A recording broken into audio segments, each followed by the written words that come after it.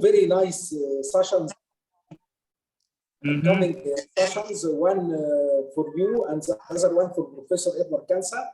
And both of them, we will talk about computational mechanics, boundary elements, and this stuff, and meshless techniques. So I am very excited, to be honest, as a person. Okay, that's look wonderful. Okay. Of course, for everybody with us, Professor Alex Cheng is a great guy in boundary elements and meshless techniques and computational mechanics in general. In solid mechanics is great, in fluid mechanics is great, in heat transfer, in everything. Professor Cheng, I knew him from about more than 20 or 25 years until now. He is now the editor for engineering analysis of boundary elements. From my opinion, is the most important journal, not in our field, in everything. So we will enjoy his talk. I will leave Alex now. To share his screen and to start his talk. I believe we can start.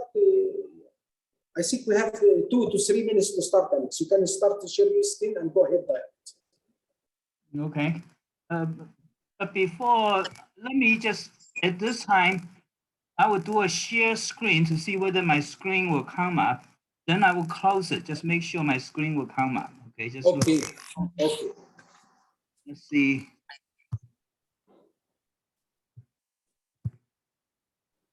Do you get my screen? Yes, I can see it. Okay. So now let me see, how do I get out? Okay. Here. Stop share. Okay. All right. So so now I'm sure I can share my screen. So that's good. Okay. So whenever that you feel is fine that I can start. So according to, we still have 2 minutes. So yes, it is 2 minutes actually.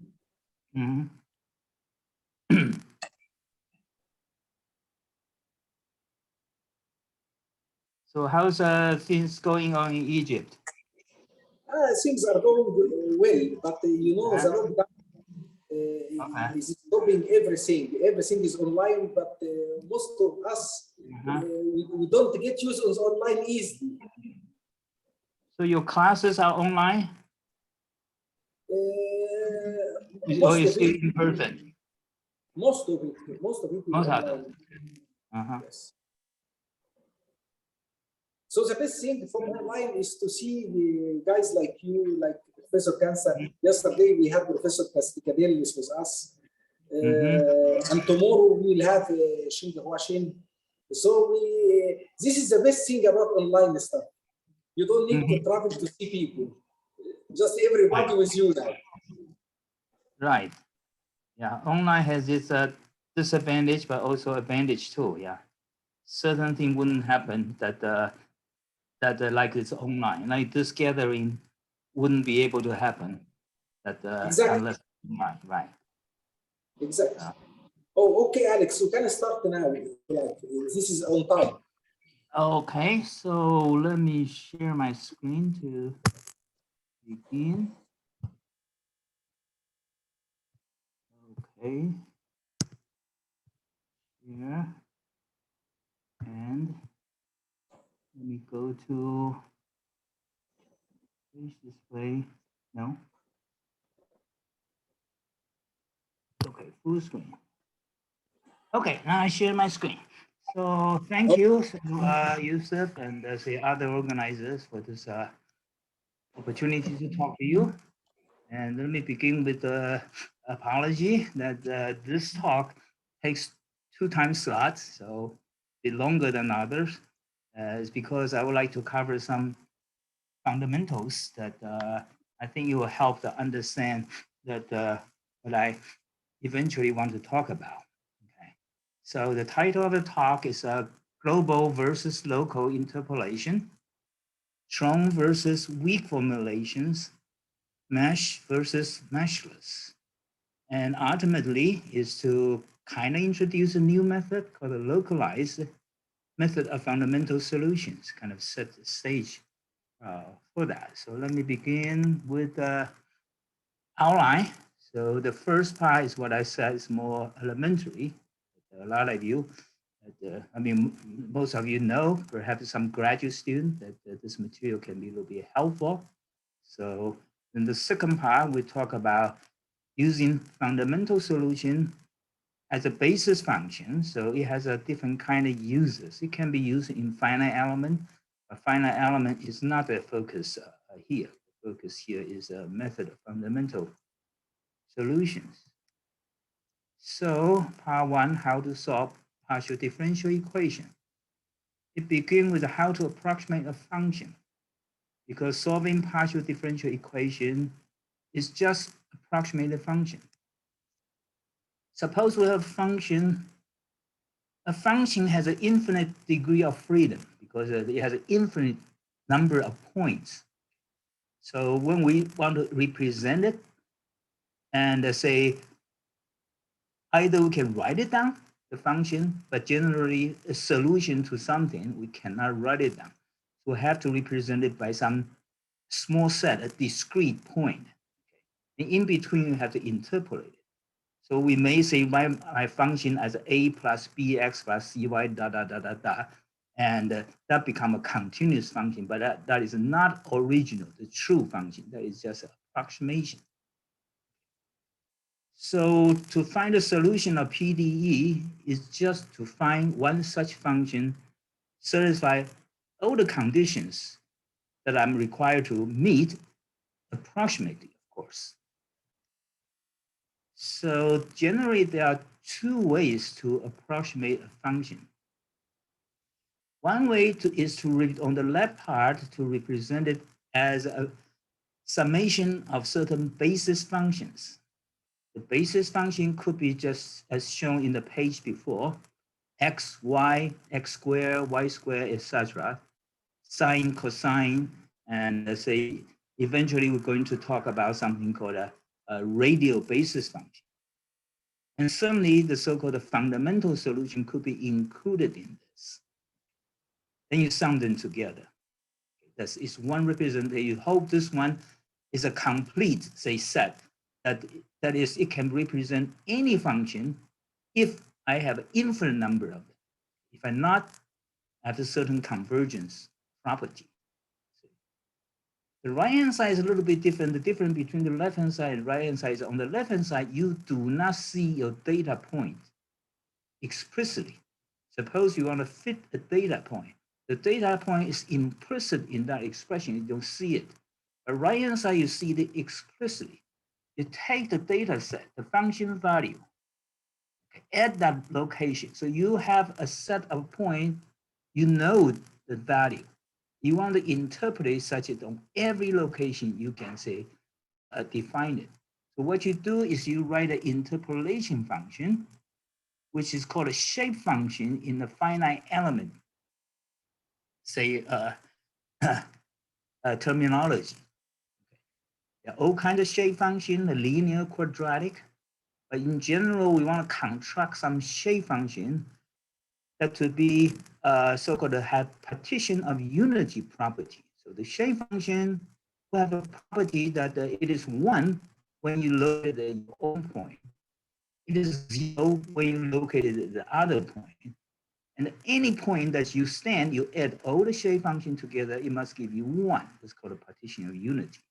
So these are different. One of those, you explicitly see your value, okay? And the other one, you do not. Our goal, of course, is to solve for those values that are not represented here. But either one of those, we will be able to get that. So let's say the pros and cons, because eventually we want to solve PDE, we need to choose the amount of those. So the shape function that has its good part of it, you see it, you see the value. But generally, the interpolation was done by some low degree polynomials, which is not very accurate. Not only that, in some, I will say that to the next, but the basis function is adding a set like a Chebyshev polynomial Fourier series or so. We add them together. And those are generally use a global interpolation. Just you try to interpolate your whole solution domain. It's not necessary. Either one, you can use it locally or you can use globally. But generally, if you take a nodal point, you do it locally. You pick a few points and you define within those few points using some low degree freedom. If you don't see any point, you just use a series solution. You try to represent them all. If you represent all, it's highly accurate. So some idea here, using just like a finite element, okay, that you write your function like a shape function. So if you have 3 points, okay, you write, say, a quadratic curve through it. This is a finite element, say a quadratic shape function. So you are quite familiar with those. Okay, so if you can have a triangular element, tetrahedron element, or whatever that as you like. But the problem with this function is, okay, so this is another function. I talk about a partition of unity. So another way is using the so-called shepherd function. The shepherd function was used a long time ago by engineers. For example, you have rain gauges at a number of locations.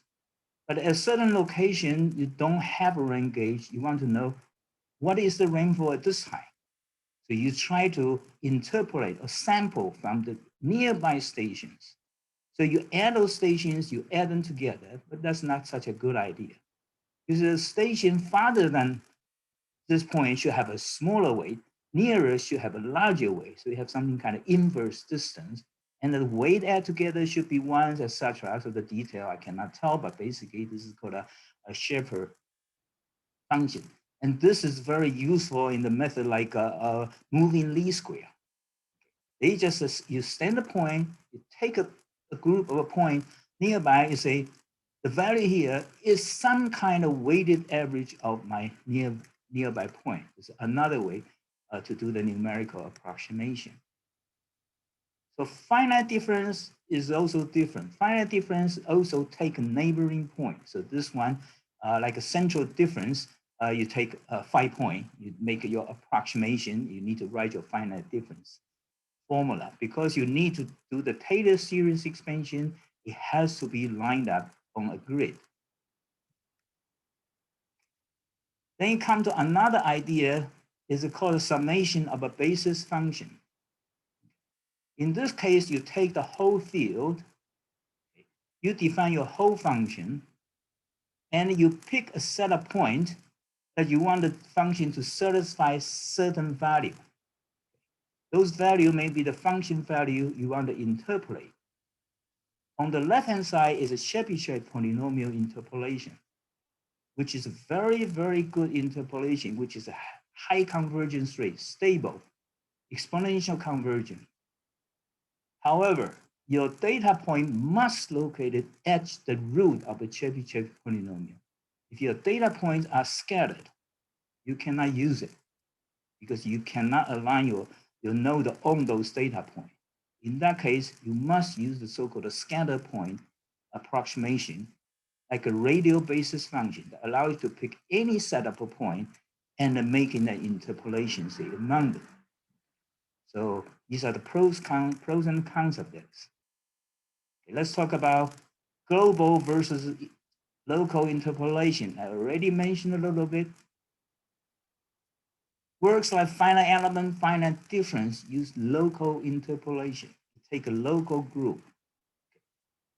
As an illustration, that suppose a 1D data I want to interpolate. So I can fit it through a degree, a polynomial to fit through the data. That's global. Suppose I want to local. I take every 3 point, fit one curve. It has to be quadratic. Another fit another, and yes this.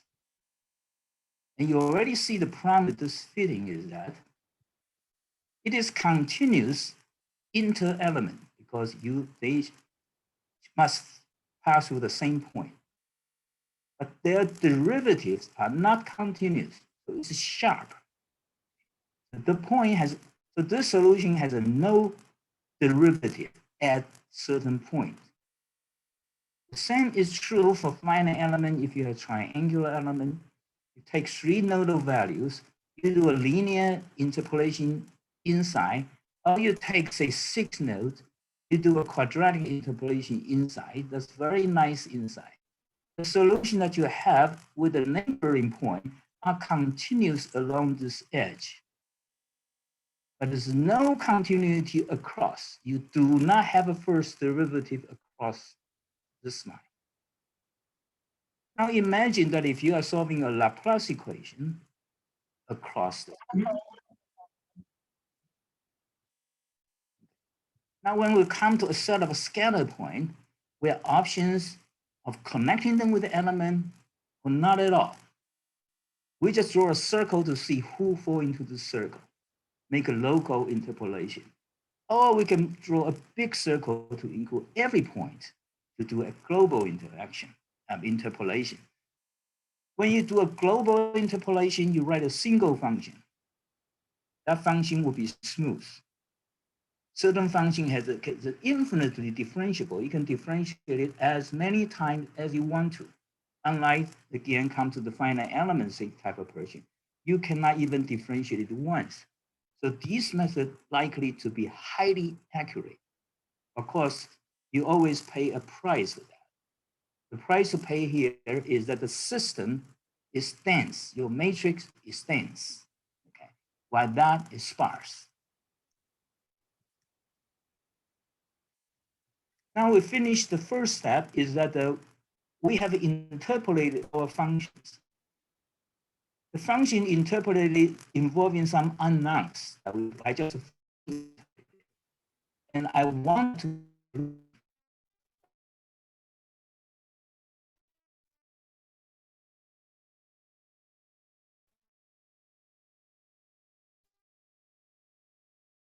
two type of condition. One is at every point inside your domain, it must satisfy my partial differential equation, the governing equation. The second is on the boundary, it must satisfy my boundary condition. So now I have interpolation, one kind or the other. I must force them to satisfy it. The two ways to make this happen. One is called a trunk formulation and the other is called a weak formulation. In a trunk formulation, you take a function, suppose I do a polynomial interpolation, but A, B, C are undetermined coefficient. I don't know what they are, but I'm going to pick them such that at those points, this curve passes through them, exactly equal to value. In between, I don't know, but I hope it's good. Okay. If you don't like this, you can put more point there to require to pass through. So this is called a trunk formulation. Because this solution would converge if you put more and more and more point in between until you have an infinite number of points in there, then at every single point, your solution is satisfied. There's a full convergence called a trunk formulation. Then there are some weak formulation. Weak formulation consider the convergence some other way. It does not require the solution to pass through your data point. It does not require. Take, for example, least square. That if you have a lower degree curve, you want to pass through those points, say there's no way I can pass them. So what I want is that I find this arrows. I want to minimize the square error of those, and you get least square. That there's some other method called the weighted residuals. The weighted residuals, the least square is using a smaller degree thing to fit something higher degree.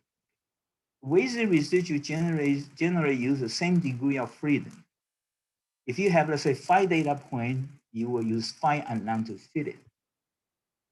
But you do not fit it exactly. You define a residual. Residual is your approximation function, which may be in this case. So this is, I envision approximation. And this is my exact solution, but of course, the exact solution, though, is not only at a few points. I subtract them, that's my error. That's called a residual. You say, I take my residual, I multiply by a certain kind of weight, and I integrate it along the domain. I try to find a condition to minimize this weight of this, minimize my error. In doing so, I say, I'm happy with it because the error, every error, certain weight is 0. It does not require error at any single point to be 0. But if you integrate it, it's the smallest, so you're happy with it. So it also has a convergence proof. No matter what you do, convergence proof is still weak. Because never require any point the solution is satisfied. It's just that the arrow multiplied by a certain way, and I integrate it on the arrow. This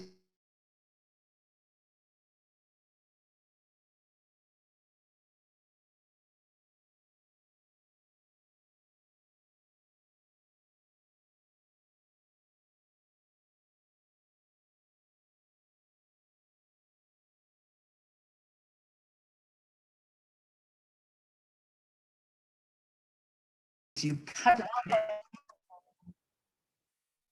is you cut your domain into smaller triangles or quadrilaterals, whatever, regular shape. Then you say, I know how to integrate. And then you interpret your function using some simple polynomials. Then you say, that's easy. I have a quadrature rules. I only need to put a few points there. I have integrate exactly of my approximation. The finite element is forced to have element. So finite element has dominated the field for many, many years. But in the last 20 or 30 years, people start to throw away the element because they feel the element is a burden. So there are so many of the so-called meshless method emerging from finite element as well as other fields. The finite difference, because it uses series expansion, and it's difficult to do it in an irregular geometry. So you have to line them up. So that it becomes some kind of regular mesh. But the collocation method requires some method, like a radial basis function, use trunk formulation, which means I pick a point, I say, the solution must be satisfied at this point. I pick another point. Each point has no relation with any other point. So you don't need to think about anything like element, the connectivity, how one node is involved with other node to form an element. You need that information. And how one node is shared by 5, 6 elements. So eventually you need to refer them to the same thing. This is called connectivity data.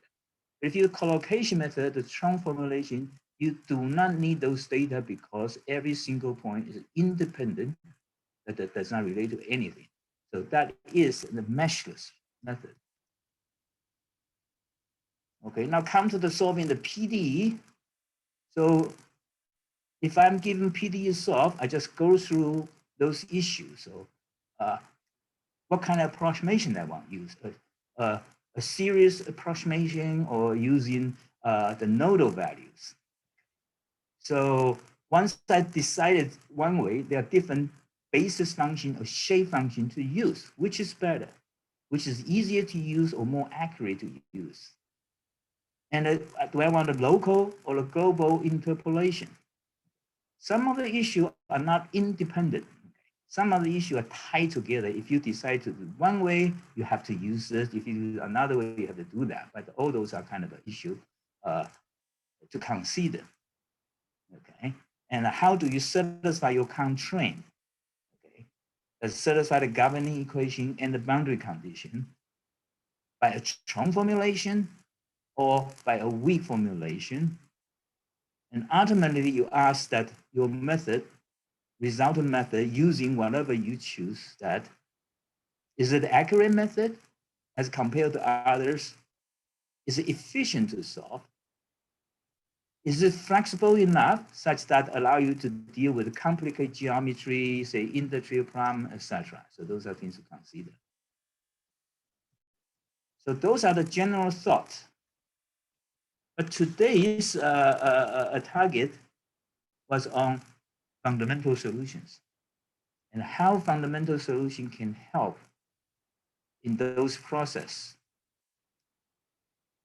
So let's introduce fundamental solution, a general solution. So what is a fundamental solution? Fundamental solution is that you have a partial differential operator. So I written here as L. For fundamental solution, the partial differential operator must be linear. It cannot be nonlinear. Because what I'm going to do later is based on superposition. I'm going to add something together. Anything that is not linear cannot be added together. So if one solution satisfies the governing equation, another solution satisfies the governing equation. If you add them together, if the governing equation is linear, it satisfies the governing equation. If the governing nonlinear, it does not satisfy the governing equation. It's a basic thing. Okay. The nonlinear equation has to be handled differently anyway. Finite element, finite difference through iteration or whatever you call it. Okay. So this governing equation has a delta function on the right-hand side. That is, this function is zero everywhere except at a single point, which is infinite. So this solution satisfies the governing equation everywhere except at one point. And at that point, it's singular. And this is a very well-known fact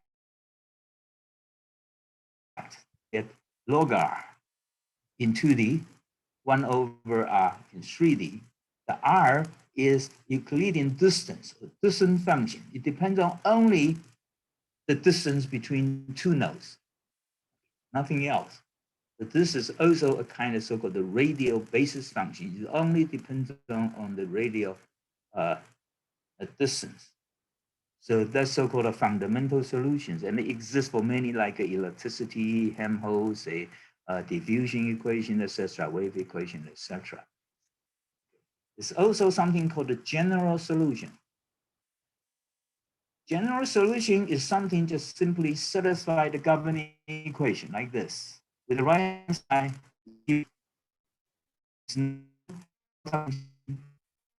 singularity. So for Laplace equation, you find once x, y, xy, and x squared minus y squared. There's a set of the function that's set up, but not every polynomial set up, but there's a set of certain polynomial called a harmonic formula satisfy this equation. So this gives us a kind of similar idea.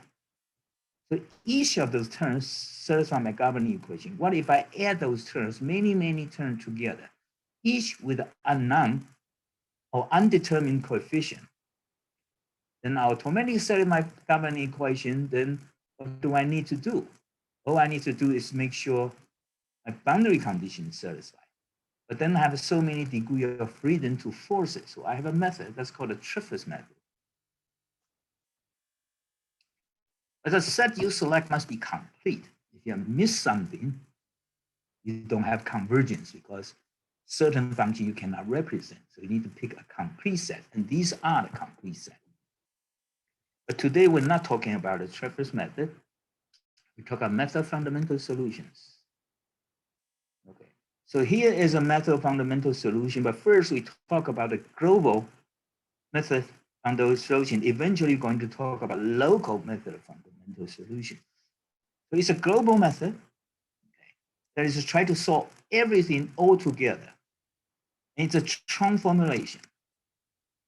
So how do we solve it?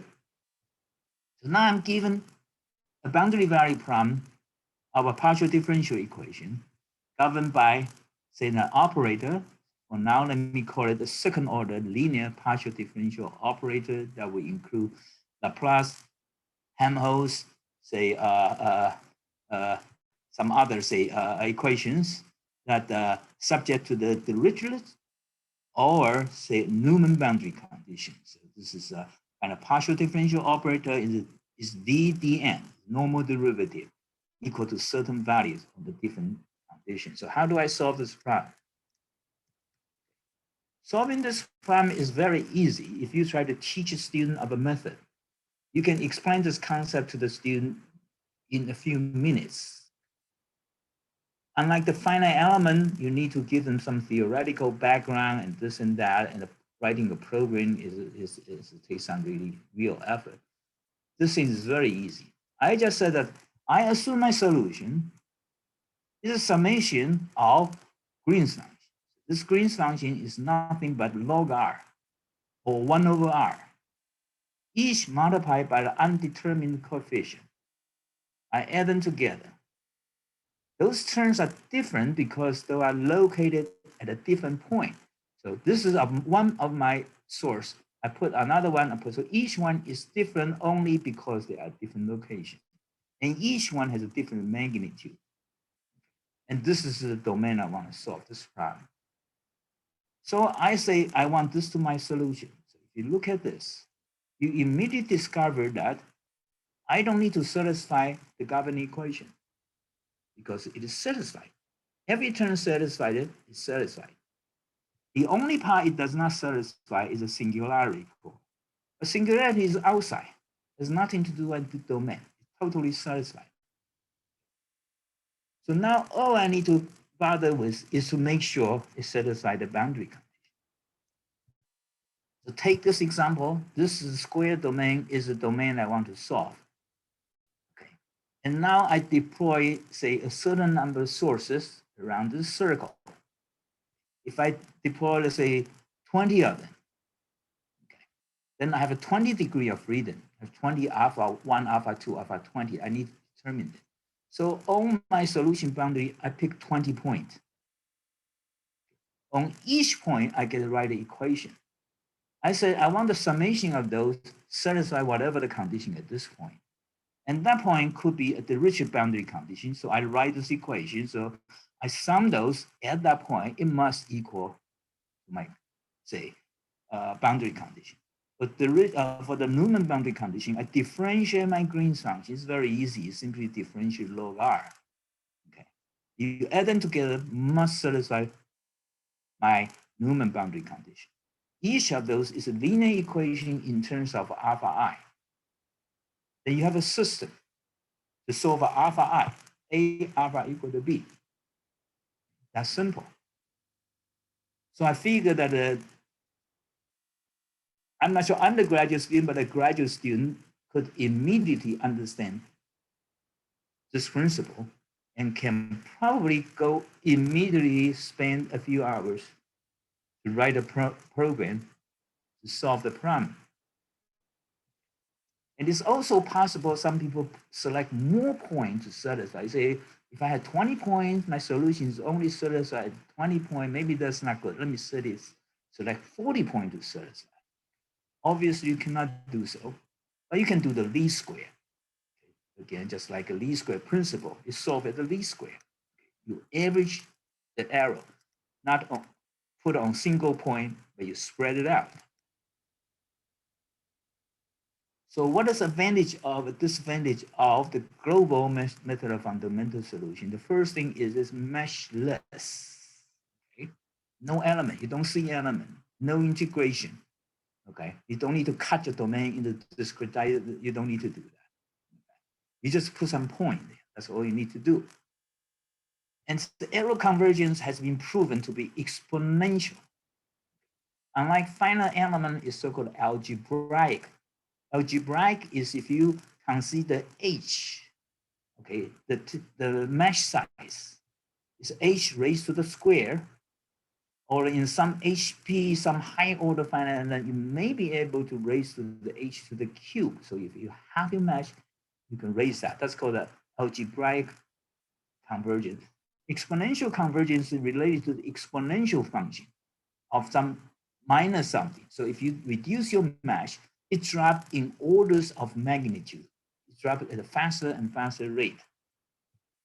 Not only that, you can get your error bound. After you solve the problem, you will be able to know what error you are committing. If you're not satisfied, you can put in more points to get that. It's called that's based on something called the maximum principle. I cannot explain here. If you solve an external domain problem, your fundamental solution automatically satisfies the far field condition. You don't need to apply, say, things like a summer field radiation condition or that sort of thing, because your fundamental solution automatically has a property. So nothing needs to be done at infinity. Having so much good things, now come the restriction. Restriction is that we need a fundamental solution. First, the PDE must be linear. Second, generally speaking, you need to have constant coefficient. The parameter need to be constant for you to find the fundamental solution readily. But that one has a way to overcome that. It's not for today. Some other day, we can talk about how to overcome that. You can contract your fundamental solution with variable coefficient. But the real issue is that because this is a global solution converges fast, but your system is large. You have a full matrix to solve. But first, you have some relief. Because your dimension has been reduced, if you solve a 2D problem, your solution system is not 2D. Your solution system is 1D, just a contour. You deploy your point on a contour, not on an area. So you have relief. If you have a 3D problem, you deploy by a surface, maybe a surface of a sphere. You don't deploy in the volume, you have some relief. But still, if the system becomes too large and the system becomes full, then you may run into stability problem. Your matrix condition number can be too large such that you can no longer carry on the factual solution. You need to find some way to improve upon it, or find some other method to solve it. The method fundamental solution has been broadly applied. So here is kind of review solving Laplace equation, biharmonics, polyharmonic diffusion, applied to elastodynamics, say electromagnetics, Stokes flow, etc. This is an article that I have that if you later contact me, I can refer you to the article and you can find those references. Some other methods also start to pick up the so-called the fundamental solution as a basis, because it is a good basis compared to monomials. It's a good basis.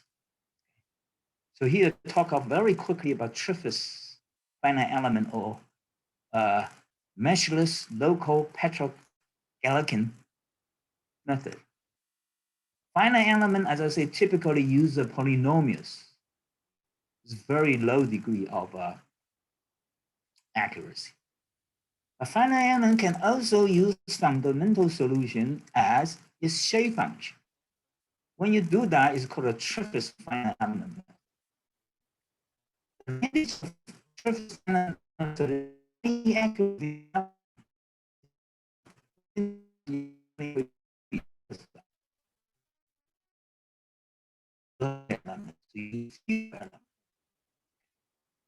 and since this is a finite element, you still need to do the weak formulation. You still need to integrate to minimize the error. But the only error you need to minimize is on your boundary.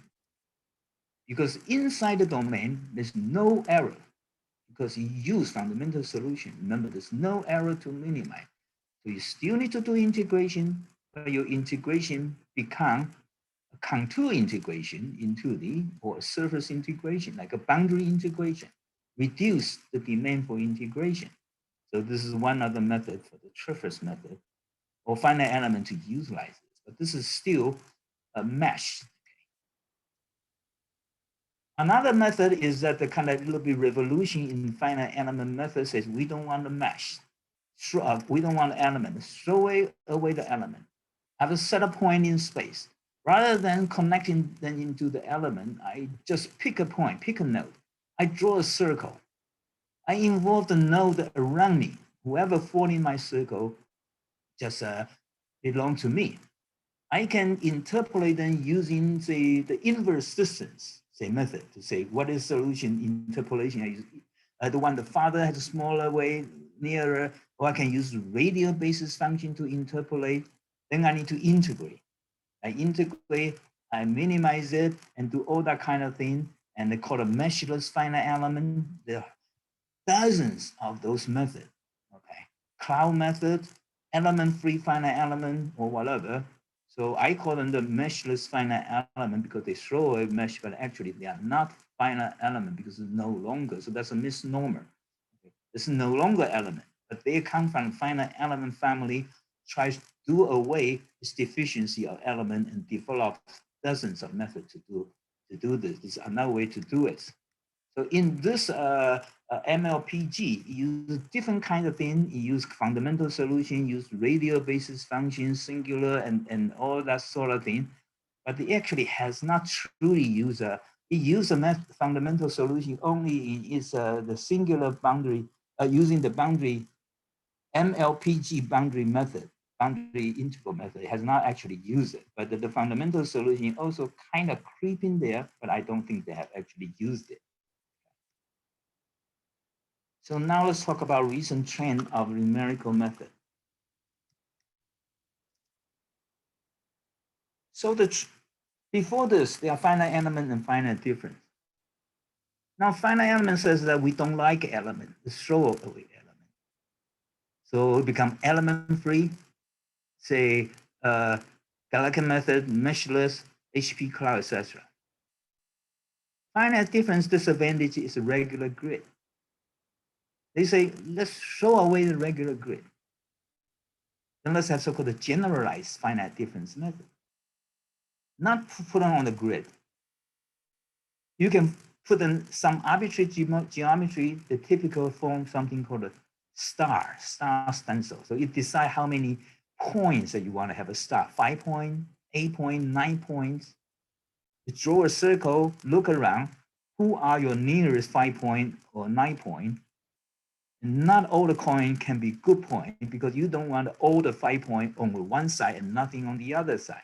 So you draw a larger circle, you pick some point, you throw away some point, and pick some sufficient, say one, you say that seems to be like a good star, and you write your little bit complicated finite difference formula. You have the so-called generalized finite difference method. There are also something called a radial basis function based finite difference method. It does not use Taylor series expansion, you rather use a radial basis function to do it. So they both try to get rid of the grid, so to speak. And then there's so-called radial basis function. Radial basis function is relatively new. It started maybe in the 1990s, okay, and they got a lot of use attention in 2000, or so. Actually, the person first used this to solve partial differential equation is Dr. Ed Kansa, and he is a speaker after me. Okay, so this method is something called a Kansa's method. The advantage of the radial basis function is that it's meshless. Right from the beginning, it's meshless. There's no mesh to throw away, like a finite element, finite difference, they have mesh. So they struggle to throw away the mesh and develop all kind of method that because it is complicated and such that it develops so many different methods now. A radial basis function has a different problem. It does not have mesh, its different problem is generally used for global interpolation. And the global interpolation, as I mentioned, has a problem of a full matrix. So how about radial basis function also try to solve that problem? And it has been done. There's something called a localized radial basis function method. You pick a local group and you interpolate. You bind them together. So you see, they all seem to move to the converging to a point, although they come from different directions. Some come with mesh, they throw away the mesh. Sometimes without a mesh, they try to become localized. So by this, we may look at this picture. The final element before on the left, and the finite element now. They no longer connected. They just draw a circle, get the points in there, do what they want. What they do, of course, is a weak formulation. So they do that there. Finite difference before and the finite difference now. Pick a center point. They don't do weak formulation. They do series expansion. They do whatever they like. Radial basis function before and now. Radial basis function use trunk formulation. They do collocation. They all look pretty similar in the idea, just to pick a group of a point and then eventually connect to the rest of the region. But they do somewhat different thing inside. So make you wonder for the somewhat different thing inside, what is more accurate? What is more efficient for that somewhat different thing inside? Would it be more efficient, accurate to take the series expansion, the weak formulation, the trunk formulation? But our goal here is a method of fundamental solution. So can we, for the method fundamental solution is similar to the radial basis function, but it does not collocate inside. But that's global. Can we do a local? To lead to the final part of this localized, say, strong formulation of localized method of fundamental solution. So how do we do it? This method is actually brand new. The first paper appeared in 2019. And by a group of authors, they published many, by this time, maybe 2,000, even more, maybe 3,000 papers, okay? That they collaborate with different people. And they have solved the Laplace, biharmonic, Helmholtz, isotropic, and a lot of applications. You go look for the keyword localized method of fundamental solution, you probably will see to that, but it didn't exist before 2019.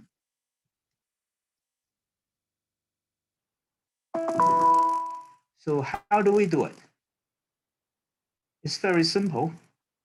We write our solution the same as before, we're adding up the fundamental solutions. But rather than writing for the whole domain, I draw a little circle. I only write it up on this small domain. And my fundamental solution has to be distributed outside. So I draw a larger circle outside to support this one. Then I write this equation. In the global system, once I've written this equation, I start to look the condition I need to satisfy, boundary condition. There's no governing equation I need to satisfy, remember that. I start to connect with the boundary condition. But in this one, I cannot yet because there's no boundary condition here. There's nothing I can do, okay? Nothing I need to do the inside because I already satisfied it. All I need to do is make sure boundary conditions somewhere away are satisfied. But it doesn't matter. Let me take this small system, try to solve it, even though I don't know anything. To solve it is simple. I just invert this matrix G. G is none, consists of log R's. That's all. I can invert it. If I invert it, I find my unknown coefficient, represented by a set of nodes, nodal value. Those solutions are not yet known. Nevertheless, it does not prevent me to write this equation. Now I have my alpha. How about let me substitute back in to that alpha.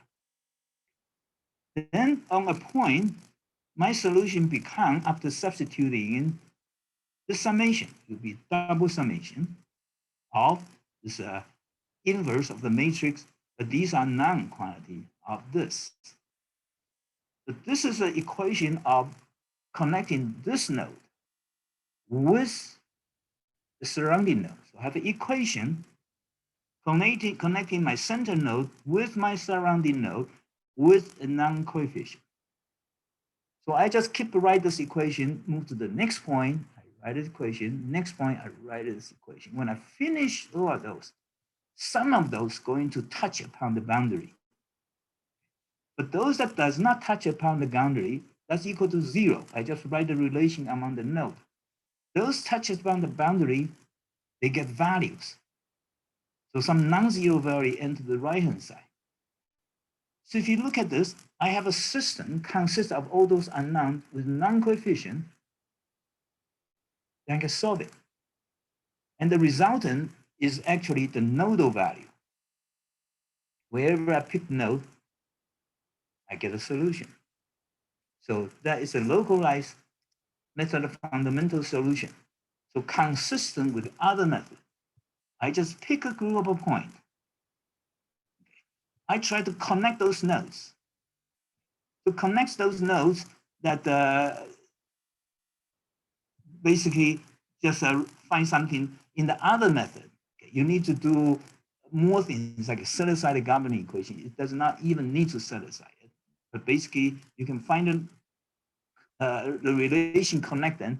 You just overlap those all the methods like this, and you set up a system until you hit a boundary, you get a boundary condition, and then you solve the problem. The question, is this a better method? Is it a more accurate method than the weighted residual, than series expansion? Okay, so these are the advantages I kind of already mentioned. The idea is that in approximating function, we are using some trial functions. It can be low degree polynomials. As I mentioned, that the MLPG start to adopt radial basis function. There's no doubt it's a better basis function than polynomials. So, but now we are using fundamental solution. It has additional advantage that it satisfies the governing equation automatically. Okay. So what are the issues here? Some issue that hidden, I did not tell you. Fundamental solution works with a homogeneous governing equation without a right-hand side. What if I have a right-hand side? How do I handle it? And when we solve transient problem, the transient problem is typically handled by time stepping method. Basically, almost all methods use time stepping. With some rare occasion, people use so-called space-time method. The transient problem means I always have an initial condition from the previous time steps. So my governing equation is, again, inhomogeneous. Does that pose a problem for me in the localized method of fundamental solution? Okay. Yet another issue is I mentioned that if I have a variable coefficient, do I have fundamental solution? Okay. So these issues can all be handled. To handle an inhomogeneous right-hand side, like anything on the right-hand side, that could be just a body force, initial heat, or whatever the time stepping from the previous time step. That is handled by so-called the method of particular solution. So I define a particular solution is a solution that's going to satisfy this term, but no boundary condition that will allow me to remove this term. I subtract those two, then I get a homogeneous solution. My homogeneous solution can be approximate this. With that, I can formally solve the alpha as I solved it before, except that this one I need to do something about it. But that is something that is none. And how do I know that? I'm going to approximate my right-hand side function by a series expansion of radial basis functions. So this is my radial basis function approximation. So once I do my collocation, I find that my particular solution is coming from term by term. I can find it. So if it's constant, and this particular solution satisfies that, then I subtract those two, and I get an expression like this. If I condense it, the final system is my UI. Okay, it's related to some other U. All those are nodal points. These are none. the green function matrix and its inverse. The BI is whatever coming from the particular solution is entirely now coming from this expression. So that's a linear system, say, of any equation n and none that allow you to solve it. The second is that what if I governing equation has a variable coefficient, like this is in space. Do I know my fundamental solution? This looks impossible because there's so many possible kx. Each one I need to find my fundamental solutions is really impossible. However, I have a derivation that shows that if my k satisfies this Laplace equation, square root of k satisfies the Laplace equation, then my Green's function is this, just k times this, very simple. That's my Green's function. So that will restrict me to a certain kind of, say, inhomogeneity. The question is that a restriction? It may not be a restriction because what I'm going to do is do a fitting. My field data are typically given by a set of points. I'm going to the interpolation of the field point using a function. I can use polynomial, radius function, whatever that I want to interpolate. I'm going to require my interpolation to satisfy this equation. By requiring the function you want to interpolate to satisfy the Laplace equation is called Laplace interpolation. It's a method used in the geophysics since 1950s. Try to fit the geophysical, the field data, you take sample here, sample there, and try to fit them. You want a smooth fit. So you want your function to go through data point and also satisfy the Laplace equation. And that's what's been used, and also used in image processing, data compression. They all do this kind of thing because the interpolation is smooth. So in this sense, giving me a set of data, I can interpolate. Smooth interpolation. If I interpolate, I can always, if it can be approximated, always find my Green's function. So it's not an issue. So this brings to my last slide conclusion, and I think I used my 1 hour.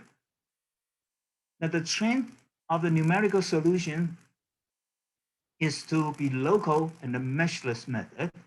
As already mentioned, people move on based on their background. If they are finite element, they move in one direction. Finite difference, they move in another direction, radial basis function. And now the method fundamental solution is picking up just in the last 2 years. They start to turn, local. Okay, so the finite element, even in the new finite element, that is without elements, still require integration. Finite difference, although you're free from the regular grid, forming a star still sometimes a problem, and the formula need to be redeveloped. If you want your star have 5 point or 6 point or 8 point, you have different formula. You need to develop that. Okay. So radial basis function now to local should be a very good method. Method fundamental solution has an additional advantage of the shape function is good. So I claim that it's a development. The current development is worth watching for, and that will conclude my talk. So thank you. Thank you, Alex, for this nice talk. I really enjoyed a lot, to be honest. If you allow me to discuss something with you, I like it very much, the idea of the local method of fundamental solution. I like it also, your presentation of finding a way, a fundamental solution for variable coefficients, differential equation with variable coefficients. What I really amazed about it is these guys, they use the localized method of fundamental solution for anisotropic elasticity. I really wonder, do you hear They me? have. I really wonder what kind of fundamental solution did they use? Because even if in direct boundary element method, we have problems with anisotropic fundamental solution. Okay. So for anisotropy, so the easy one is so-called the so-called divergence formula, just a divergence times k, which is xy or whatever, and the gradient of feed. Like say in the groundwater, okay, the hydraulic conductivity is anisotropic. That fundamental solution is very easy. Okay, it just takes some scaling. Okay, I can show it to you. It's very, very easy. Okay. If you can send me something about this, I would be pleased, because as a tropical elasticity, I think we have a big problem with this fundamental solution. I knew you are much better than me in this area, so I will be pleased if you can send me something, if you work or something like that. Okay, so very quickly on elasticity, there exists general fundamental solution for general anisotropy. Already exists, CIJKL. However, but it needs a huge computation because you integrate over a sphere. Right. The M-Visceraton is a problem. There's some development. Some people find a fast way to do it. I think I think Lothar Gowel have done some sort of approximation for this. I remember this. Okay, so people had done, so people find different ways. So basically integration is not needed. The very original one from Rizzo, Cruz, or whatever, that's a long time ago, they integrated, is not needed, but still require a lot of work to find its eigenvalue. Okay, because it performed the integration by finding its poles. Okay, so you need to find its pole. The pole comes from the eigenvalue. The formulation is complicated. Okay, some other people use some other way. If I recall, using Fourier expansion differently or so. So there are some development for the full anisotropy. And the problem with the full anisotropy is actually not that many. Okay. So with the reduced orthotropy or whatever, there are some simpler. Yes. Solution. Yes. Life will become much easier when we go to orthotropic or something like that. I can see there is a lady called Angie Amin raised the hand, and she want to ask you a question, Alex. So please, Angie, unmute yourself and go direct and ask Professor Cheng. Thank you, Dr. Yusuf. Yeah. Dr. Alexander, hi. I just had a question in the part of the non-homogeneous governing equation and time-dependent problems, and you said that we use radio basis functions. I'm not familiar with the radio basis functions, but I had this issue when I was in my thesis of the thing that having time-dependent part. So I just tried to separate the variable that it had variation in x and variation in time. So I had to put the time-dependent part as e power I omega t or any other harmonic function to just ignore that time-dependent part. I didn't see that clear in the presentation, so I was wondering if there is some literature or something that showed how you separated this, or if it was the Laplacian transform or something. Okay, this is handled differently in the radial basis function and the method of fundamental solutions. Radial basis function has no problem dealing with the right-hand side. You just force your function, say, plug into your governing equation, then you equate it to the right-hand side. The right-hand side could be originally in the right-hand side, or it could be your time stepping, your previous time step become your right-hand side given the data values. So the radial basis function, you can just do it. I mean, you don't need to, you can do the time stepping problem, not a problem. So those happens said that, of course, anybody doing a dynamic problem, I mean, time stepping is not all that easy. On diffusion problem, it's very easy. You just move ahead. But dynamic problem, but still, I mean, when it's not easy for all methods, okay, for finite element, whatever.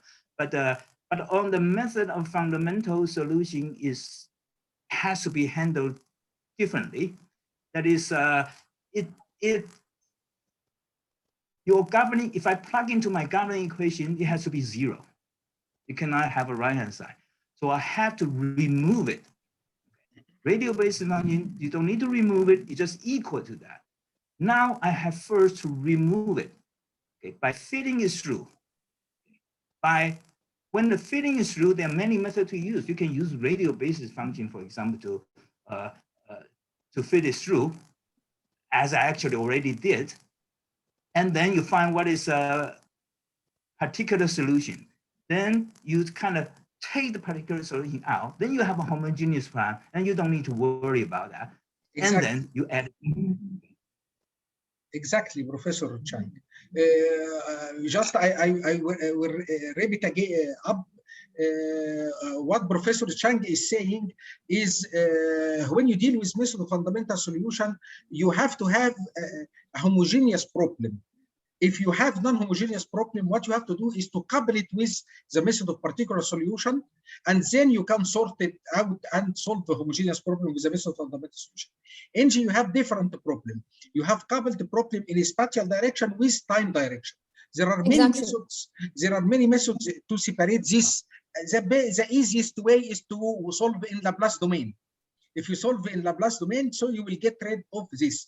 Or you can make what, as Professor Cheng said, time stepping problem. Okay. Anyway, this needs some explanation. And you are, by the way, you are in the same university like me, as I knew now.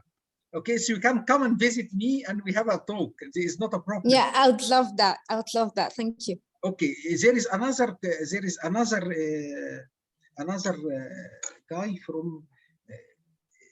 In the chat room, I think he's talking about Jose, I think, Labaki, Jose Labaki, I think.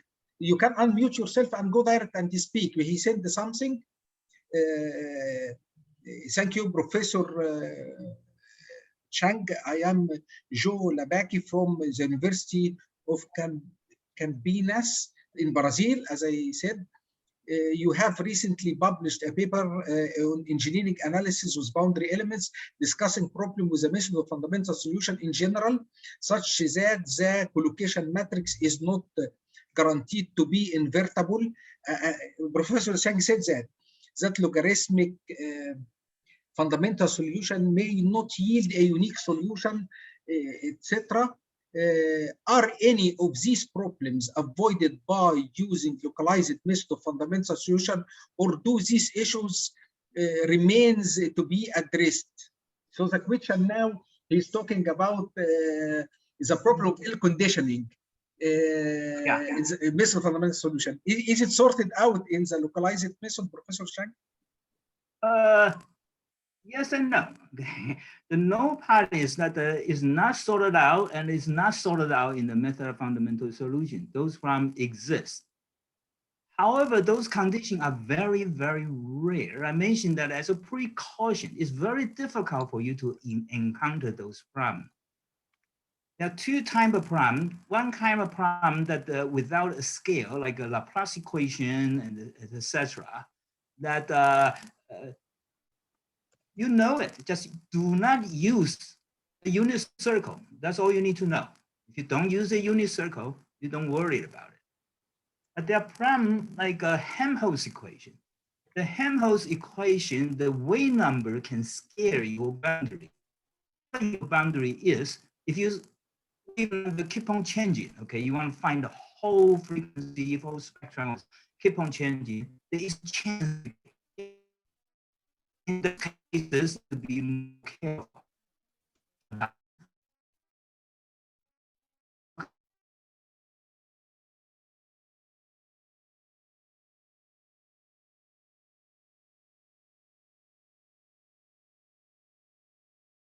Can be applied on this as well. Or if you just ignore it, a good chance that it won't create a problem for you, but there always exists a chance you suddenly hit a frequency, you thought that it was a real, say, natural frequency, but it is not. Okay? And I believe I also mentioned that a natural frequency has a broader band. Okay, that is kind of rise up. The artificial frequency is caused by the logarithmic, the zero, because when you use log as a fundamental solution, it has a zero. Log has a zero. As a zero means that the sum of your elements are negative, some of your elements are positive. So if you continue to change your scale, that your matrix can pass from negative to positive, and in between there's a zero. If you're unfortunate, you hit that zero, you get a non-unique solution. So that's what you got about, but it's not easy to hit it. And in the case in the Helmholtz equation, if you hit it, it's a single spike. In my paper, I have shown you really need to find it, search it, find it, just do very, very fine search, then you find it. If you cut your interval 0.1, 0.1, or whatever, you probably never even know that exists. Thank you, Professor Alex Cheng. I have here two questions. One question is coming from Dr. Taha Bunnaga, is about what is the best places for the sources, to allocate sources for the method of fundamental solution. And the second question is from Daniel. Can we use radial basis function to partial differential equation, for example, Poisson equation with a stochastic source? Okay, the first one I'm reading here about placing the source points around the problem as a solution is not unique. According to the distance between the source and the main points, what is the best place? For this question, the simple answer is that the solution is unique. Simple as that. Okay. This is answered by the so-called radial basis function. It has been proven by mathematicians. If your interpolant is a radial based on the radial, but anything is based on the distance. Do you mean any radial basis function? Any radial basis function or multi-quadrant only? All basis function, all radial basis function has, say, unique solution. The matrix is invertible. Okay, that is approved by Goldberg. For this, you have to go to my radial basis function, a review of a radial basis function. Michael Goldberg, I think, or Wendland. Not Wendland. That is could be Michael Goldberg. No, the name does not come out now.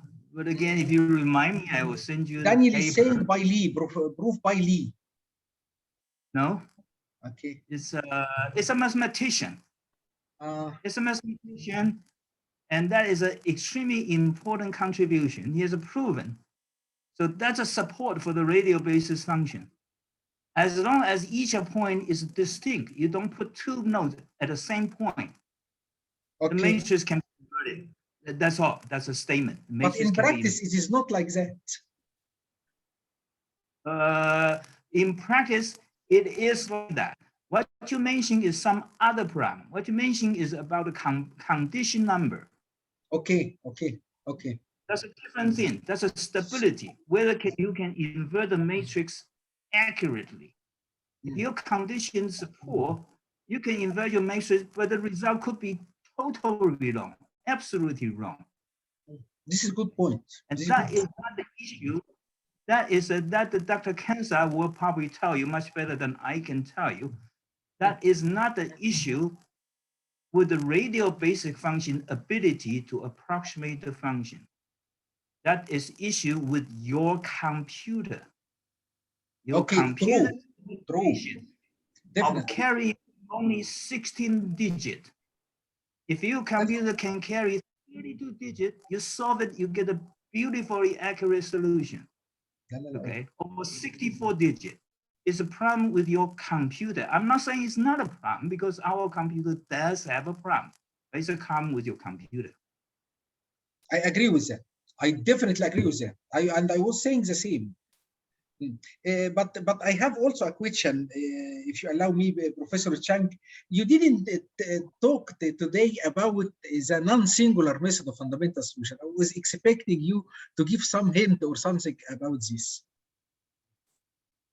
They are. So yeah, so if you go and find, so it's a combination of a fundamental solution and a general solution. Some general solution, like for the Laplace equation, they are not radial. Okay, they may look radial. People give you an expansion that look radial, but they are essentially polynomial. So you cannot have a non-singular, say, solution. So there are two kinds of things. Okay, those are general solutions. You need to have a basis of infinite number of terms. Use, say, as many as you use, all of them, as many as you can. But if you go to the radial type of fundamental solution, you need one term. You put that term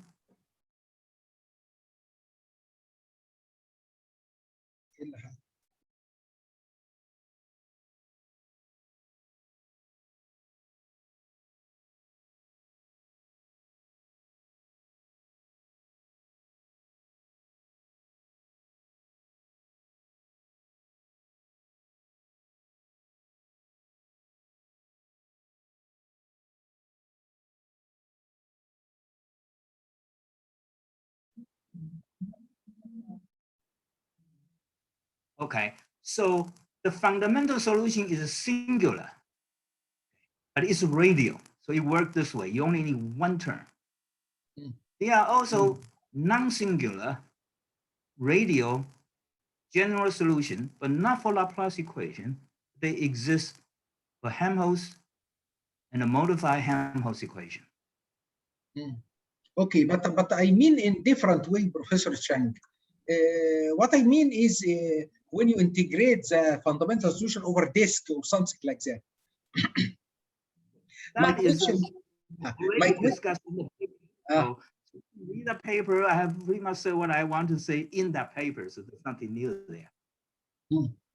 So my question, why we don't consider the fictitious stress method or displacement discontinuity method is also meshless techniques, because we integrate instead of over disk, we integrate over lines. Now, can you say the question again?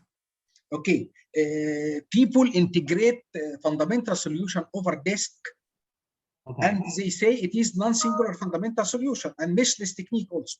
So why we don't consider the fictitious stress method and the displacement discontinuity method as meshless technique also, as we integrate over lines? I give a critique of those kind of a non-singular fundamental solution. I think that is not a good idea. Because you have integration. It's not integration is easy. Because when you integrate, you only need to integrate in the radial direction. You don't need to do 2D integration, it's difficult. But if you do 1D integration, it's not necessary you can, but a good chance you can integrate it. My point is that that one has a finite size. Okay, if you put that one on the boundary, your boundary is invaded. Half your circle is inside your domain. So in theory, you're not solving the Laplace equation, you're solving something with the internal source created by that half. Your question is that, is that the issue? And I have demonstrated in some examples. There are two issues involved. One issue, if you get close to that point, your solution is worse because you invaded your domain, you violated the homogeneous governing equation. There's only one issue. The second issue, I claim that in method of fundamental solution, we can utilize so-called maximum principles. That the maximum value of certain equation, say Laplace equation, and one of the modify or I check posteriori error estimate by that. By using the non-singular one, you integrate it, I demonstrated, it destroys that property. Okay. When you check the maximum principle, it is affected by that much invasion that you have in there. Then I continue to say, well, I can integrate it on a line, on a disk, and just the zero thickness on a convex boundary. I can put it safely because it's entirely for outside. But on a concave boundary, it's still invaded. I think in that paper, I have an example, so it's invaded. But it's not so much a problem because the one is a zero thickness, it's invaded. I said zero, if you integrate with the volume, it's a volume invasion. If you integrate is a line, a disk, not a sphere, the invasion seems to be minimal. I find no difference in solution. So that can continue to be investigated, but those were my experiences already reported in that paper. Thank you, Alex, for all of this discussion. We ran out of time, and I was waiting actually for Professor Kansa, and he didn't get in until now. We'll be waiting for him. And thank you, Alex, very, very much. It is our pleasure to have you with us, actually. And we really enjoyed your talk and your speech. Thank you, Alex. Thank you. Thank you. Mm-hmm. So everybody will be waiting for Professor Kansa. I'm going to send him a mail now or something like this.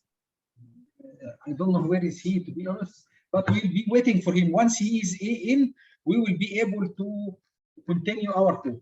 We'll give 5 or 10 minutes or something like this.